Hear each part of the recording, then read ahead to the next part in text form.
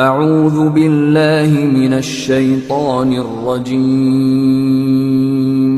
بسم اللہ الرحمن الرحیم۔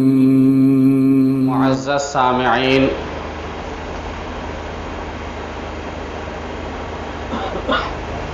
بیٹھے ہوئے تشریف فرما حضرات، دور دراز علاقوں سے، گھروں سے سننے والی ہماری اسلامی خواتین، مائیں اور بہنیں،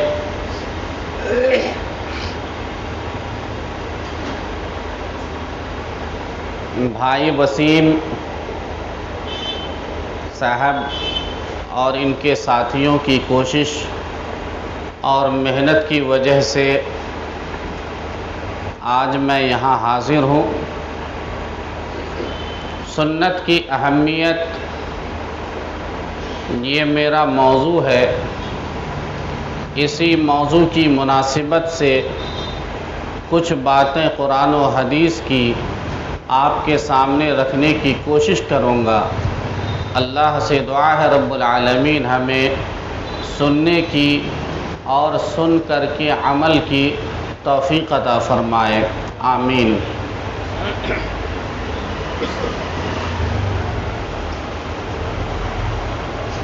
سنت انتہائی زیادہ وسیع موضوع ہے۔ اس پر اگر باتیں کی جائے، خطاب کیا جائے، تقریر کی جائے تو کئی ہفتے لگ جائیں گے۔ اگر جمعوں کے اندر اس موضوع پر خطاب کیا جائے تو کئی مہینے لگ جائیں گے۔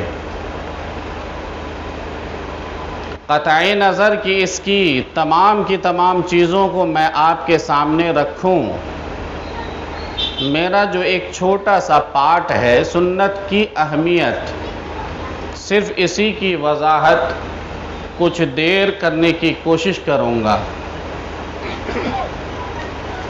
سنت آپ نے سنا ہوگا، سنت لغت کے اعتبار سے اس کا معنی ہے طریقہ۔ سنت کا معنی ہے طریقہ۔ یہ طریقے اچھے بھی ہو سکتے ہیں اور برے بھی ہو سکتے ہیں۔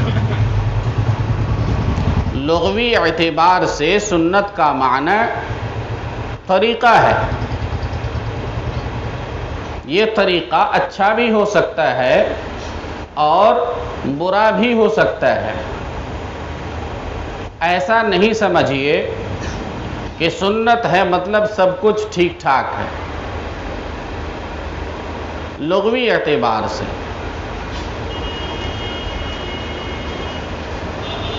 جیسے امام، عام لفظوں میں ہم کہتے ہیں امام اچھے آدمی کو جو نماز پڑھائے، دین کی دعوت دے، مصلی پر جا کر کے آگے بڑھ کر کے ہم جن کی اقتداء میں نماز پڑھتے ہیں وہ ہمارا امام ہے۔ امام کا تصور آتے ہی ہمارے ذہن میں ایک اچھی چیز پنپتی ہے کہ یہ انسان ہے جو ہمارا امام ہے، ان کی عزت، ان کا قدر، ان کا احترام ہمارے سینوں میں ہے، ہمارے دلوں میں ہے۔ لیکن ایک جگہ قرآن میں اللہ نے فرعون کو بھی امام کہہ دیا، وَجَعَلْنَاهُمْ أَئِمَّةً يَدْعُونَ إِلَى النَّارِ، اور ہم نے اسے امام بنا دیا جو دعوت دیتا ہے جہنم کی طرف۔ وَجَعَلْنَاهُمْ أَئِمَّةً يَدْعُونَ إِلَى النَّارِ، ہم نے فرعون کو ائمہ بنا دیا، پیشوا بنا دیا، رہبر بنا دیا، قائد بنا دیا۔ لیکن جو اچھے امام ہوتے ہیں وہ قرآن و حدیث کی دعوت دیتے ہیں، اور جو برے ہوتے ہیں وہ شرک کی، بدعت کی، ضلالت و تاریکی کی گمراہی کی، ان تمام کی تمام چیزوں کی طرف دعوت دیتے ہیں۔ تو سنت بھی لغت میں طریقہ، خواہ اچھا ہو چاہے برا ہو۔ اللہ کے نبی صلی اللہ علیہ وسلم نے فرمایا من سن سنتا حسنتا، جس نے اچھا کام کیا، اچھے طریقے کو اپنایا، من سن سنتا حسنہ فعمل بہا، اس پر عمل کیا گیا تو کرنے والے کو بھی ثواب ملے گا، اور جنہوں نے دعوت دی ہے، کام کی شروعات کی ہے، ایجاد کیا ہے، طریقہ بتلایا ہے، ان کو بھی اللہ رب العالمین ثواب عطا فرمائے گا۔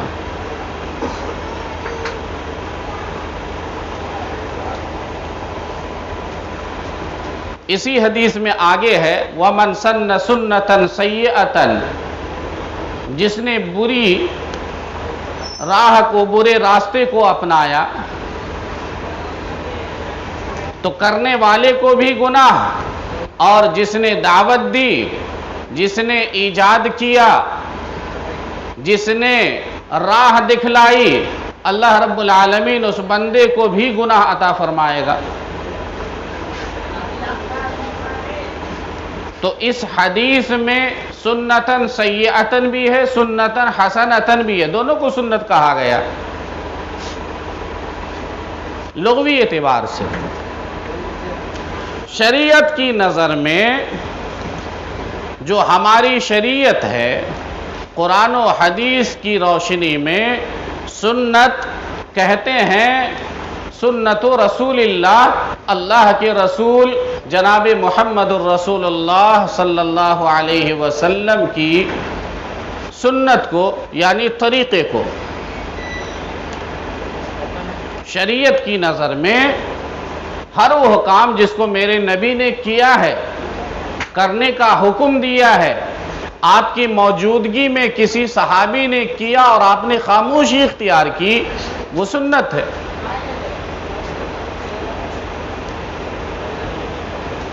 آسانی سے سمجھتے جائیے، یہ جمعہ کا خطبہ نہیں ہے کہ جوش اور جذبے میں آنے کی ضرورت ہے۔ شریعت کی نظر میں ہر وہ عمل سنت ہے جس کو میرے نبی نے کیا ہے، میرے نبی نے کہا ہے، یا آپ کی زندگی میں، آپ کی موجودگی میں، آپ کی حاضری میں، آپ کے ہوتے ہوئے کسی صحابی نے عمل کیا، کوئی کام کیا، آپ نے خاموشی اختیار کی، کچھ نہیں کہا۔ اس اعتبار سے سنت کی 3 قسمیں ہوئی۔ اس اعتبار سے سنت کی 3 قسمیں ہوئی۔ ایک سنت قولی، جس کو میرے نبی نے کہا ہے، سنت قولی، قولی سنت جس کو میرے نبی نے کہا ہے، اور احادیثوں میں اس کی مثالیں بھرے پڑے ہیں۔ آپ نے سنا ہوگا عن ابی ہریرہ رضی اللہ عنہ قال قال رسول اللہ صلی اللہ علیہ وسلم، عن انس بن مالک رضی اللہ عنہ قال قال رسول اللہ صلی اللہ علیہ وسلم۔ ایک دو نہیں، ہزاروں لاکھوں میں اس کی مثال آپ کو مل جائے گی کہ میرے نبی نے کہا ہے۔ اللہ کے نبی صلی اللہ علیہ وسلم نے فرمایا، ایک روایت پڑھ دیتا ہوں، لا وضوء لمن لم يذكر اسم اللہ، لا وضوء لمن لم يذكر اسم اللہ، اس بندے کا وضو اللہ کی یہاں قابل قبول نہیں ہے جو وضو سے پہلے اللہ کا نام نہ لے۔ لا وضوء لمن لم يذكر اسم اللہ، اس بندے کا وضو اللہ کی یہاں معتبر نہیں ہے، قابل قبول نہیں ہے، جو اللہ کا نام وضو سے پہلے نہ لے، اس لیے ہم کہتے ہیں وضو سے پہلے آپ کہو بسم اللہ، صرف بسم اللہ کہنا چاہیے۔ یہ میرے نبی کا حکم ہے، میرے نبی نے کیا ہے، آپ نے کہا ہے کہ وضو کرنے سے پہلے اللہ کا نام لو۔ ہمارا ایمان اور عقیدہ یہ ہے کہ اگر کوئی شخص جان بوجھ کر کے وضو سے پہلے اللہ کا نام نہیں لیتا ہے تو اس کا وضو ہوتا ہی نہیں ہے، کیونکہ وہ خلاف سنت جا رہا ہے۔ جان بوجھ کر کے بالارادہ قصداً ہم اللہ کا نام نہیں لیں گے۔ اگر کوئی جان بوجھ کر کے ایسا عمل کرتا ہے تو پھر اس بندے کا وضو اللہ کے یہاں قابل قبول نہیں۔ کیوں؟ وہ میرے نبی کی سنت کے خلاف جا رہا ہے۔ ہاں کوئی بھول چوک میں ہے، جلد بازی میں ہے، لینا بھول گیا تو انشاءاللہ اللہ کے یہاں قابل قبول ہے۔ تو یہ حدیث قولی ہے، میرے نبی نے کہا ہے آپ کرو۔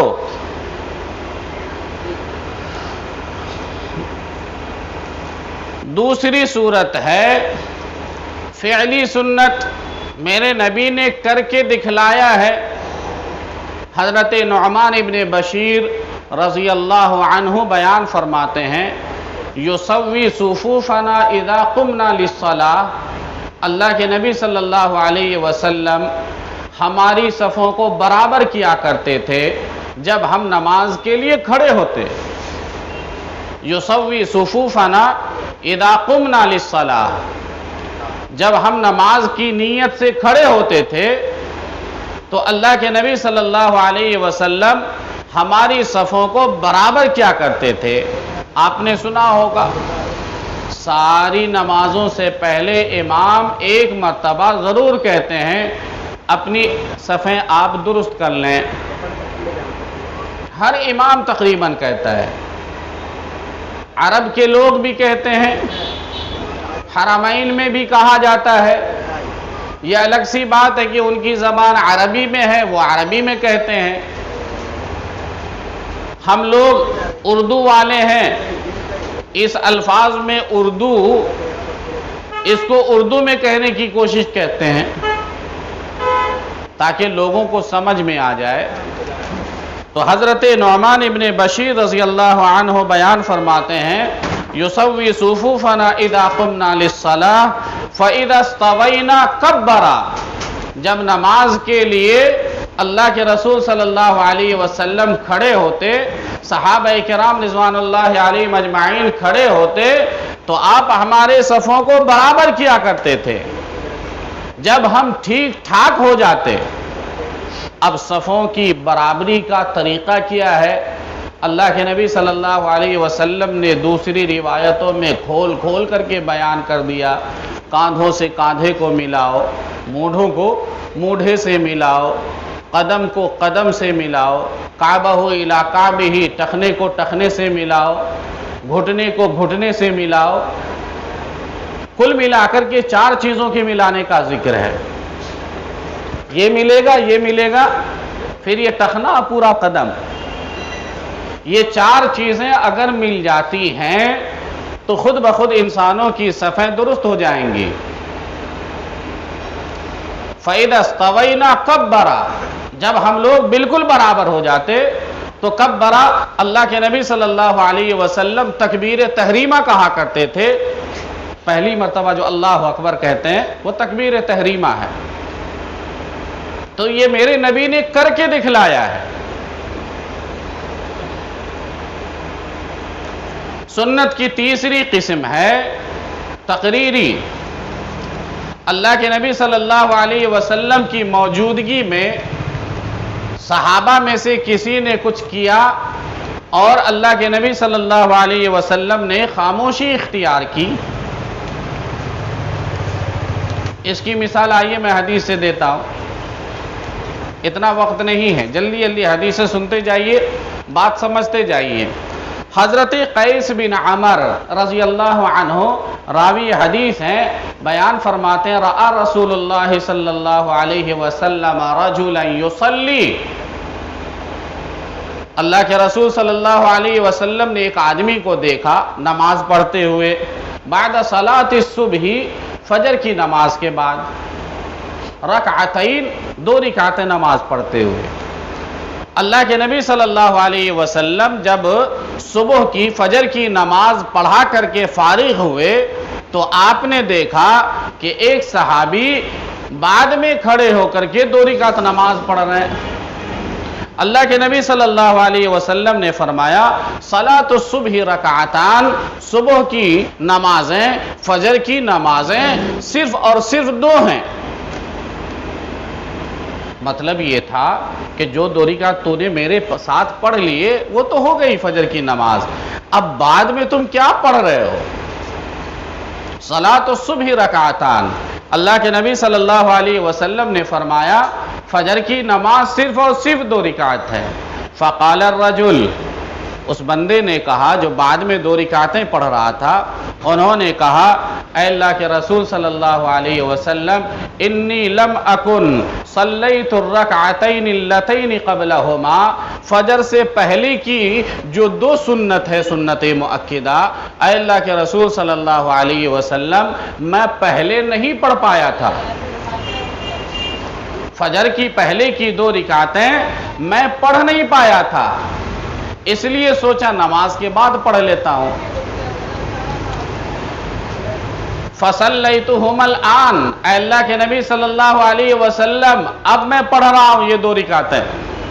فسکت رسول اللہ صلی اللہ علیہ وسلم، اللہ کے نبی صلی اللہ علیہ وسلم نے کچھ نہیں کہا بلکہ آپ نے خاموشی اختیار کی، اور آپ کی خاموشی اجازت کی دلیل ہے، یعنی میرے نبی کی زندگی میں، آپ کی موجودگی میں، آپ کے ہوتے ہوئے کسی صحابی نے کیا اور آپ نے نکیر نہیں کیا، منع نہیں کیا، مطلب یہ ہوا اللہ کے نبی صلی اللہ علیہ وسلم ٹھیک ٹھاک فرما رہے ہیں۔ یہ تقریری حدیث یا تقریری سنت ہے، تو یہ سنت کی 3 قسمیں ہیں۔ یہ ہے صحیح ابو داؤد کی صحیح روایت۔ آئیے آگے بڑھتے ہیں۔ سنت کی اہمیت، فضائل میں نہیں بتاؤں گا آپ کو، سنت کا احترام نہیں بتاؤں گا آپ کو، عظمت اور فضائل اور زیادہ چیزوں میں جانے کی ضرورت نہیں ہے، صرف اور صرف سنت کی اہمیت۔ آئیے اس کے بارے میں جلدی جلدی دیکھتے ہیں۔ یقین مان لیجئے کہ شریعت میں جو عمل بتائے گئے ہیں، اگر ان عملوں کو آپ قرآن و حدیث کی روشنی میں کریں گے، سنت کے مطابق کریں گے، تب تو اللہ کے یہاں قابل قبول ہے، ورنہ وہ عمل قابل قبول نہیں ہوگا۔ اللہ کے نزدیک وہی عمل قابل قبول ہے جو سنت رسول کے مطابق ہے۔ یہی وجہ ہے اللہ کے نبی صلی اللہ علیہ وسلم نے کھول کھول کر کے بیان فرما دیا، صلو کما رأیتمونی اصلی، نمازیں ویسے ہی پڑھو جیسے مجھے پڑھتے ہوئے دیکھا ہے، حج ویسے ہی کرو جیسے میں نے حج کیا ہے، روزہ ویسے ہی رکھو جیسے میں نے روزہ رکھا ہے۔ شریعت نے کھول کھول کر کے بیان کر دیا ہے کہ نبی اکرم صلی اللہ علیہ وسلم کا طریقہ کیا تھا، تو عمل وہی قابل قبول ہے جو سنت کے مطابق ہو۔ اگر سنت کے مطابق نہیں ہے تو پھر اللہ کے نزدیک وہ عمل قبول نہیں ہوگا، اللہ رب العالمین آپ کو ثواب عطا نہیں فرمائے گا۔ بخاری کتاب النکاح کی روایت، مشہور روایتیں میں پڑھ رہا ہوں دلیل کے لیے تاکہ موضوع کی وضاحت صحیح انداز میں ہو جائے۔ 3 صحابی رسول آئے ازواج مطہرات کے پاس، اللہ کے نبی صلی اللہ علیہ وسلم کی بیویوں کے پاس، اللہ کے نبی صلی اللہ علیہ وسلم کی رات کی عبادتوں کے بارے میں وہ جانکاری حاصل فرما رہے تھے۔ ازواج مطہرات دن میں تو میرے نبی کیا کر رہے ہیں صحابہ کی آنکھوں کے سامنے ہے، صحابہ اکرام رضوان اللہ علیہم اجمعین دیکھا کرتے تھے۔ تو 3 صحابی آئے رضوان اللہ علیہم اجمعین ازواج مطہرات کے پاس، کیونکہ رات کی حقیقت بیوی کی سوا کوئی نہیں بتا سکتا۔ انسان رات میں کرتا کیا ہے وہ سوائے بیوی کے کوئی نہیں بتا سکتا۔ تو ازواج مطہرات کے پاس آئے، کہا اللہ کے نبی صلی اللہ علیہ وسلم رات میں کیا کرتے ہیں؟ ازواج مطہرات بیان فرما دی۔ اب وہ تینوں صحابہ کو بڑا تعجب ہوا، کہا اللہ کے نبی، کہا ہم کأنہم تقالوہا، بخاری کی روایت ہے انہوں نے اپنے آپ کو کمتر سمجھا، حقیر سمجھا۔ کہا اللہ کے نبی صلی اللہ علیہ وسلم کے اگلے پچھلے تمام کے تمام گناہ معاف کر دیے گئے، اس کے باوجود رات میں اللہ کے نبی صلی اللہ علیہ وسلم اتنی عبادت کرتے ہیں، ہماری حقیقت کیا ہے؟ ان میں سے ایک نے کہا اب رات میں کبھی سوؤں گا ہی نہیں، پوری رات تہجد کی نماز پڑھوں گا۔ کسی نے کہا اب نکاح ہی نہیں کروں گا، بیوی اور بچوں کے چکر میں پھنسنا ہی نہیں ہے، رات و دن اللہ کی عبادت کریں گے۔ تو کسی نے کہا رات میں سوئیں گے ہی نہیں، رات بھر تہجد کی نماز پڑھیں گے۔ کسی نے کہا عورتوں سے شادی ہی نہیں کریں گے۔ کسی نے کہا آپ کچھ کھائیں گے پئیں گے ہی نہیں، ہر دن روزہ رکھیں گے، اصوم الدہر، ہمیشہ روزہ رکھیں گے، ایک دن بھی ناغا نہیں ہوگا۔ یہ تینوں صحابی کہہ کر کے چلے گئے۔ اللہ کے نبی صلی اللہ علیہ وسلم آئے، ازواج مطہرات کہنے لگی اللہ کے نبی صلی اللہ علیہ وسلم، 3 آپ کے جانثار صحابہ آئے تھے، انہوں نے رات کی حقیقت آپ کی جاننی چاہیے، ہم نے بتا دیا، انہوں نے ایسی ایسی باتیں کہی ہیں۔ اللہ کے نبی صلی اللہ علیہ وسلم نے فرمایا لوگو تمہیں کیا ہوا ہے؟ انتم قلتم الذین قالوا کذا و کذا، او میرے صحابہ تمہیں کیا ہوا کہ تم ایسی ایسی باتیں کہتے ہو؟ سنو، میں رات میں بستر پر بھی سوتا ہوں اور پھر جاگ کر کے رب کی عبادت بھی کرتا ہوں، میں روزے بھی رکھتا ہوں، افطار بھی کرتا ہوں، اور وَأَتَزَوَّجُ النِّسَاءَ، میں نے عورتوں سے شادی بھی کی ہے، اور 1-2 نہیں، 9 بیویاں تھیں اس زمانے میں میرے نبی کے پاس۔ وَأَتَزَوَّجُ النِّسَاءَ، میں نے عورتوں سے شادی بھی کی ہے۔ فَمَنْ رَغِبَ عَنْ سُنَّتِي فَلَيْسَ مِنِّي، جو میری سنت سے اعراض کرے گا وہ مجھ میں سے ہے ہی نہیں۔ میرے نبی کی سنت کے خلاف جانے سے عمل مردود ہوتا ہے، اللہ قبول نہیں فرماتا ہے۔ عمل کی قبولیت کے لیے شرط ہے کہ وہ عمل سنت کے مطابق ہو۔ اگر آپ خلاف سنت جاؤ گے تو آپ کا عمل اللہ کے یہاں ہرگز قبول نہیں ہوگا۔ ایک اور مثال دیتا ہوں۔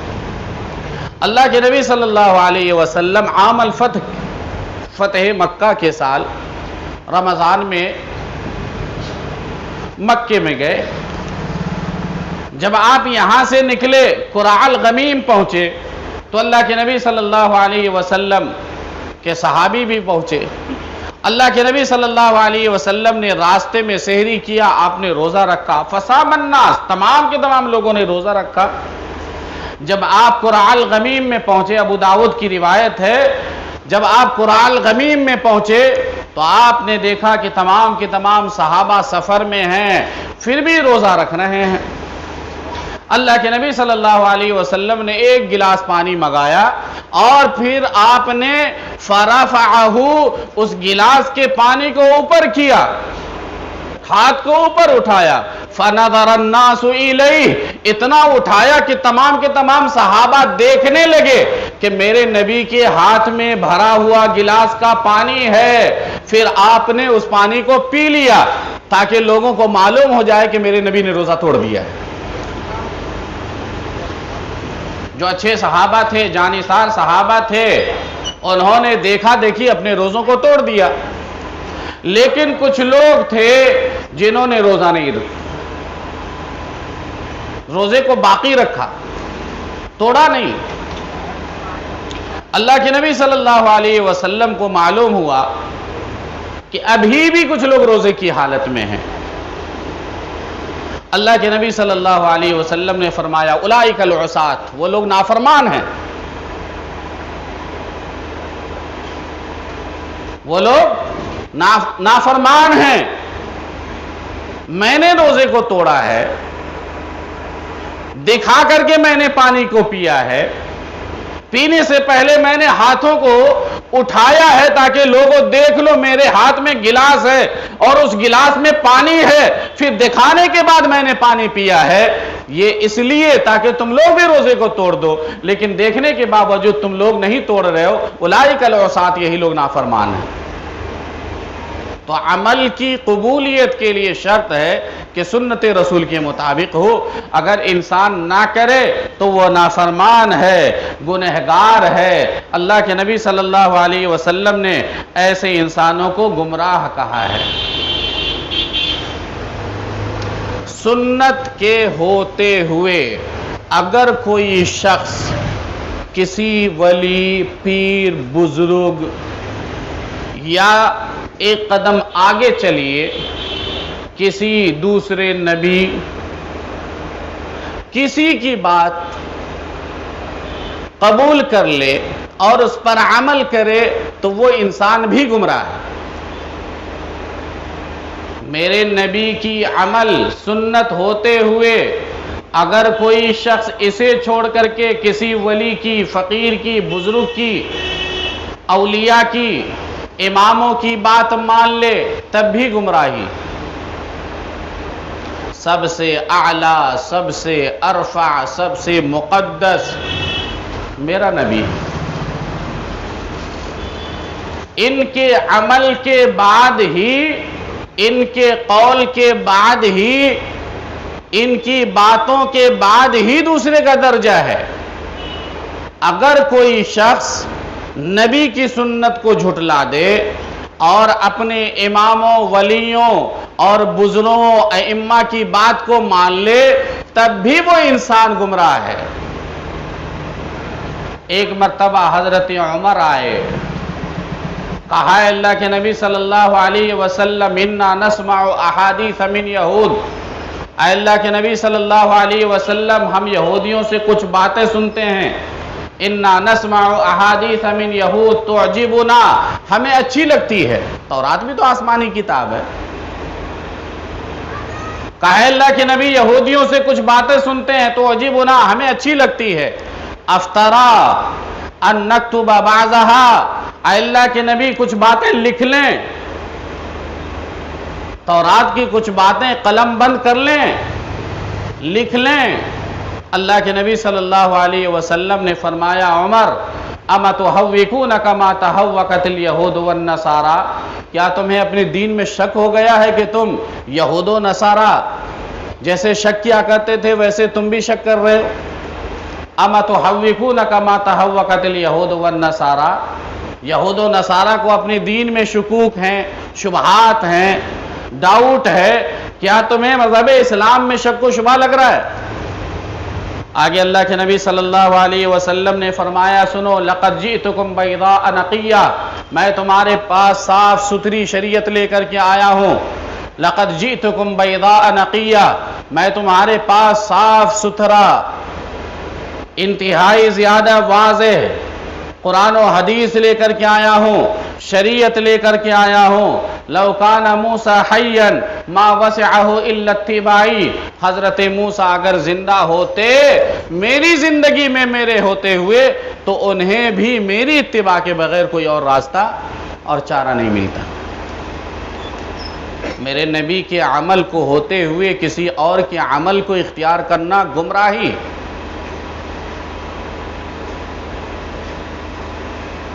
ایک مرتبہ اور حضرت عمر آئے، ہاتھ میں تھا تورات کا نسخۃ من التوراۃ، حدیث کے الفاظ ہیں، تورات کا ایک نسخہ لے کر کے آئے. اللہ کے نبی صلی اللہ علیہ وسلم کے پاس آئے، کہا اے اللہ کے نبی صلی اللہ علیہ وسلم یہ تورات کا نسخہ ہے. اللہ کے نبی صلی اللہ علیہ وسلم نے دیکھا، حضرت عمر پڑھنے لگے آگے، اللہ کے نبی صلی اللہ علیہ وسلم کا چہرہ بدلتا گیا. حضرت ابو بکر صدیق رضی اللہ عنہ نے کہا عمر دیکھتے نہیں اللہ کے نبی کا چہرہ سرخ ہو رہا ہے.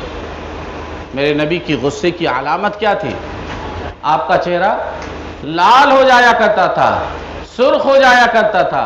حضرت ابو بکر نے کہا عمر دیکھتے نہیں ہو، نبی کے چہرے کی طرف نگاہ نہیں ڈال رہے، اللہ کے نبی کا چہرہ سرخ ہو رہا ہے، لال ہو رہا ہے. حضرت عمر کو احساس ہوا، کہا رضیت باللہ ربا وبالاسلام دینا وبمحمد رسولا، میں اللہ کو رب مانتا ہوں، محمد صلی اللہ علیہ وسلم کو رسول مانتا ہوں، اسلام کو اپنی شریعت مانتا ہوں.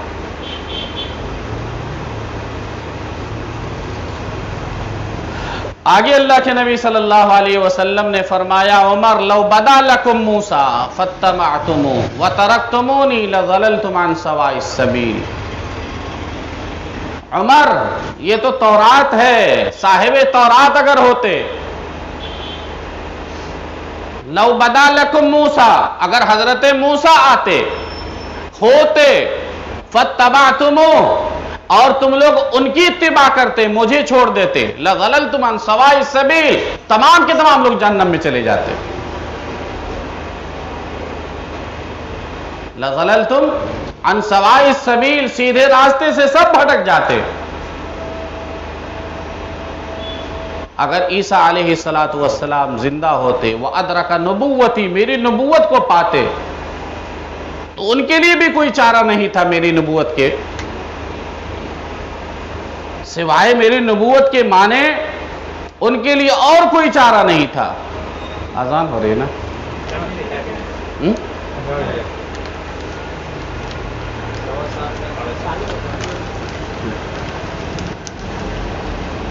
تو نبی کی بات، نبی کے قول کو مقدم رکھا جائے گا، آگے رکھا جائے گا، سب سے پہلا درجہ دیا جائے گا، اور بعد کے لوگوں کے قول کو بعد میں رکھا جائے گا، کیونکہ نبی میرا اعلیٰ ہے، ان کی بات اعلیٰ، ان کا مقام اعلیٰ، ان کی عزت و احترام، تمام کی تمام چیزوں کا درجہ سب سے اعلیٰ. سنت کے خلاف اگر آپ جاؤ گے تو آپ انتہائی زیادہ گمراہ لوگوں میں سے ہو جاؤ گے، اور اللہ رب العالمین ایسے انسانوں کو جہنم کی وعید سناتا ہے. وَمَن يَعْصِ اللَّهَ وَرَسُولَهُ وَيَتَعَدَّ حُدُودَهُ يُدْخِلْهُ نَارًا خَالِدًا فِيهَا وَلَهُ عَذَابٌ مُّهِينٌ. سورہ نساء کی آیت ہے. جو اللہ کی نافرمانی کرے، رسول کی نافرمانی کرے، وَيَتَعَدَّ حُدُودَهُ، اللہ کے حدود کو پامال کرے، يُدْخِلْهُ نَارًا خَالِدًا فِيهَا، ہم ایسے انسانوں کو جہنم میں ڈالیں گے جس میں وہ ہمیشہ ہمیش رہے گا. وَلَهُ عَذَابٌ مُّهِينٌ، اور ان کے لیے رسوا کن عذاب ہے. اللہ نے جہنم کی وعید سنا دی ہے.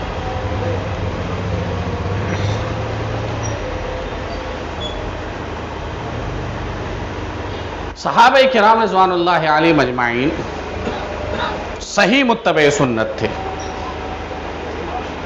ہم لوگوں کی طرح نہیں. اور یقین مان لیجئے کہ ہم لوگ ایسے مسلمان ہیں جو سنت کو محدود کرتے ہیں عبادات میں. ہم لوگ سنت کو محدود کرتے ہیں عبادات میں، باقی تمام کی تمام چیزوں میں سنت کو چھوڑ دیتے ہیں. جبکہ ہونا یہ چاہیے تھا شریعت کا تقاضا یہ ہے، اسلام کے ماننے والوں کو یہ اپنانا چاہیے کہ ہم زندگی کے تمام مراحل میں سنت رسول کو اپنائیں، صرف عبادات میں نہیں کہ نماز پڑھنے گئے تو ٹوپی لگا لیا،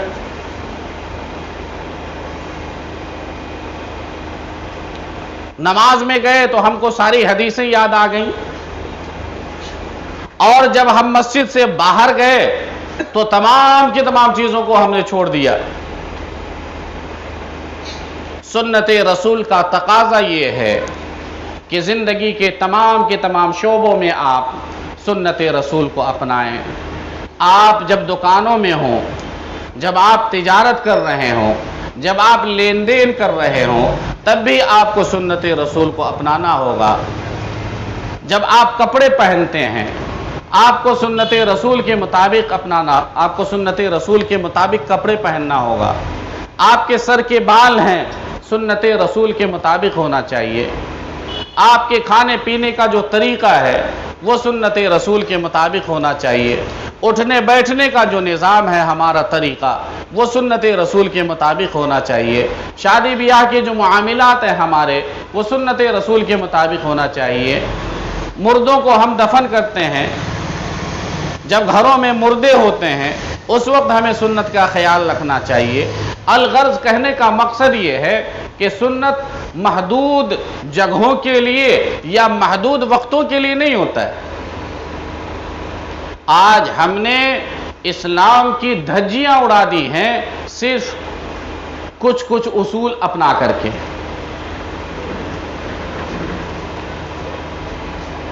آج ہم نے اسلام کی دھجیاں اڑا دی ہیں کچھ اصول کو اپنا کر کے۔ ہر انسان اپنے من کے مطابق دو چار حدیثیں یاد کر لیا ہے۔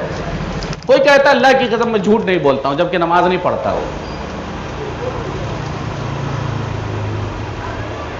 نماز نہیں پڑھنے والا دعویٰ یہ کرتا ہے کہ اللہ کی قسم میں نماز نہیں پڑھتا ہوں، الگ سی بات ہے، لیکن جھوٹ نہیں بولتا ہوں۔ یہ مسلمان ہے جو اس فارمولے کو اپنا رہا ہے۔ کوئی آدمی کہتا ہے داڑھی رکھ کر کے نماز پڑھ کے فائدہ کیا ہے؟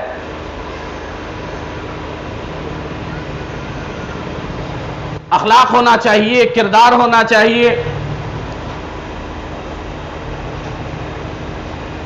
کچھ آدمی کہتا ہے وہ آدمی دیکھو نماز بھی پڑھتا ہے لیکن اس کے گہرائی میں جاؤ رہے دیکھو نا سودی کاروبار بھی کیے ہوئے ہے۔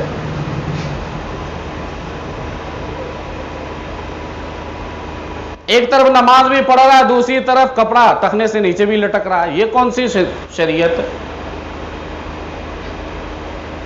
ایک طرف دعویٰ کرتا ہے کہ رفع الیدین کرنا میرے نبی کی سنت ہے، نیت باندھنا میرے نبی کی سنت ہے، ثنا پڑھنا میری نبی کی سنت ہے، سورۃ الفاتحہ پڑھنا میری نبی کی سنت ہے، رکوع میں جانا میرے نبی کی سنت ہے، سجدے میں جانا میرے نبی کی سنت ہے، ایک سجدے کے بعد جلسۃ الاستراحہ بیٹھنا میرے نبی کی سنت ہے، لیکن آپ کو یہ نظر نہیں آتا کہ کپڑا اوپر ہونا چاہیے۔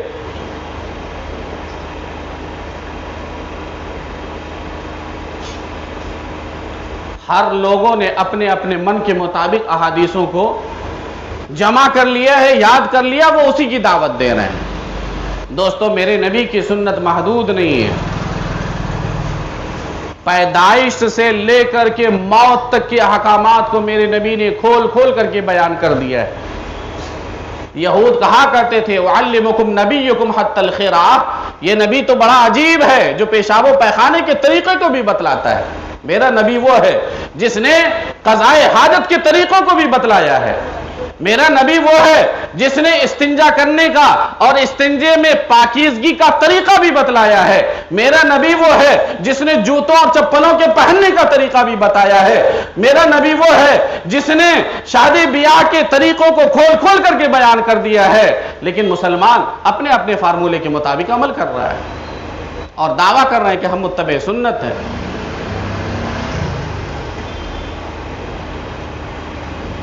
سنتوں کو محدود کرنے والا سب سے بڑا گمراہ آدمی ہے۔ اب میری تقریر سنیے، یہ تو قرآن و حدیث کی بات ہے، میں سنا رہا تھا آپ کو۔ سنت رسول کو مسجدوں محرابوں تک محدود کرنے والا سب سے بڑا گمراہ آدمی ہے۔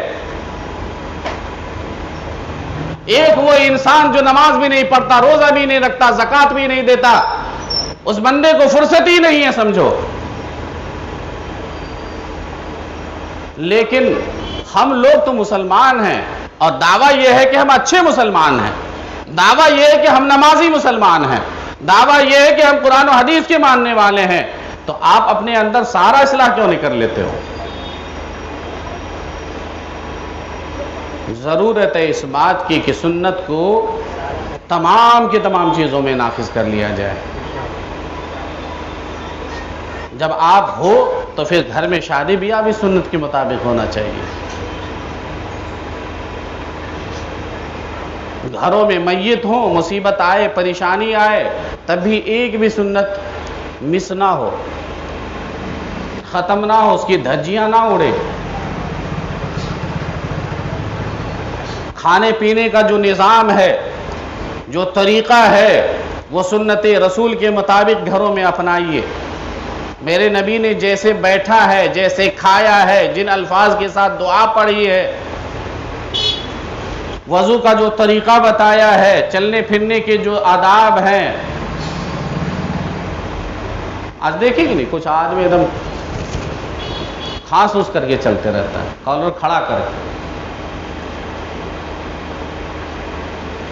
اللہ کے نبی صلی اللہ علیہ وسلم نے کھول کھول کر کے بتایا ہے۔ میں کتنی وضاحت کے ساتھ ساری احادیثوں کو پڑھوں، یہاں وقت نہیں ہے، صرف اور صرف میں اتنا کہنا چاہتا ہوں کہ سنت کو محدود مت کیجیے، اپنے من کے مطابق اپنے اوپر نافذ مت کیجیے۔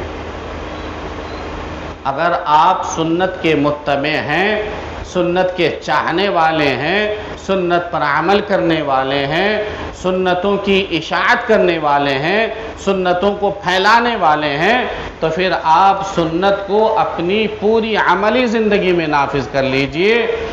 اٹھتا بیٹھتا سنت رسول آپ میں دکھے، آپ کے گھروں میں دکھے، آپ کے بچوں میں دکھے، آپ کی خواتین میں دکھے، آپ کے دکانوں میں دکھے، آپ کی تجارتوں میں دکھے، ایسا رہنا چاہیے۔ میرے نبی نے کھول کھول کر کے بیان کر دیا ہے، ایک دو نہیں، 4 5 نہیں، احادیث کی اتنی معتبر کتابیں ہیں، یہ تو لائبریری ہے، دیکھ لیجئے، بھرے پڑے احادیث کی کتابیں، احادیث کی کتابیں بھرے پڑے ہیں۔ نماز کا بیان آپ کو الگ نظر آئے گا، روزوں کے بیان آپ کو الگ نظر آئیں گے، زکوٰۃ کے بیان الگ ہیں، کتاب اللباس الگ ہے، کتاب الاطعمہ الگ ہے، کتاب الاشربہ الگ ہے، کتاب البیوع الگ ہے۔ یہ سب کیا ہے؟ کیا ضرورت ہے میرے نبی کو؟ کتاب الجنائز الگ ہے، کتاب القصاص الگ ہے، آداب و اخلاق کے باب الگ ہیں۔ میرے نبی نے تمام کے تمام چیزوں کو کیوں بیان کیا؟ یہ کچھ باتیں تھیں جو میں نے آپ کے سامنے رکھی ہیں، وقت نہیں ہے، اب میرا وقت ختم ہونے والا ہے، 7:30 بجے کا ٹائم تھا۔ صحابہ کرام رضوان اللہ علیہم اجمعین اصل میں سنت کے متبع تھے۔ حضرت عمر، عبداللہ ابن عمر کو خاص طور سے متبع سنت کا ایک بڑا مہان آدمی مانا جاتا ہے۔ عجیب سنت سے محبت تھی۔ آپ نے سنا ہوگا نا، ایک صحابی نے دیکھا میرے نبی گوشت سے کدو کو نکال کر کے کھا رہے ہیں، اب پوری زندگی وہ کدو کو پسند کرنے لگے۔ ایک مرتبہ حضرت عبداللہ ابن عمر مدینے سے مکہ جا رہے ہیں اور سواری پر ایک جگہ جاتے ہیں اور پھر اتر جاتے ہیں، پیشاب پر بیٹھتے ہیں اور بیٹھنے کے بعد اب مسکراتے ہیں، پھر طہارت پاکیزگی حاصل کرنے کے بعد پھر اپنی سواری پر جاتے ہیں، مسکراتے ہیں، پھر آگے بڑھتے ہیں۔ لوگوں نے کہا عبداللہ ابن عمر یہ کون سا طریقہ ہے؟